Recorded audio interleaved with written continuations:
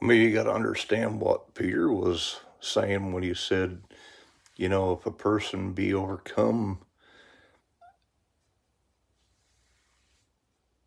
under the yoke of bondage again, said the latter end of that person will be worse than the beginning. I mean, we got to understand what Peter is talking about, the yoke of bondage.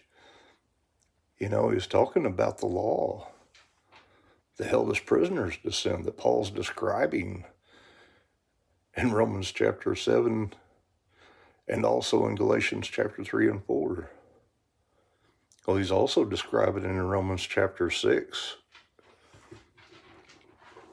and being freed from the yoke of bondage when we're baptized into Jesus Christ and into his death, and then filled with the Spirit of promise to give us power for obedience and to be his witnesses here on the earth.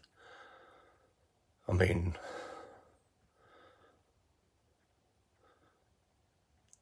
we need to understand righteousness doesn't come by the law. I mean, the writer of Hebrews in chapter 9 and 10 is describing this also,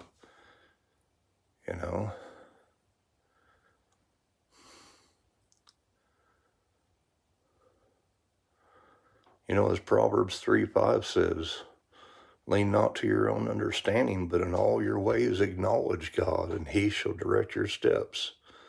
Be not wise in your own eyes, fear the Lord and depart from evil.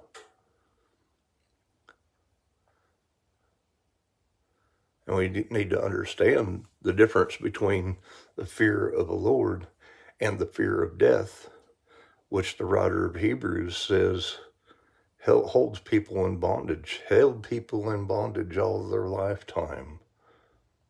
I mean, this is why Jesus came in the flesh, that he might destroy him who had power over death, that is the devil, and free us who were all our lifetime subject to bondage because of the fear of death.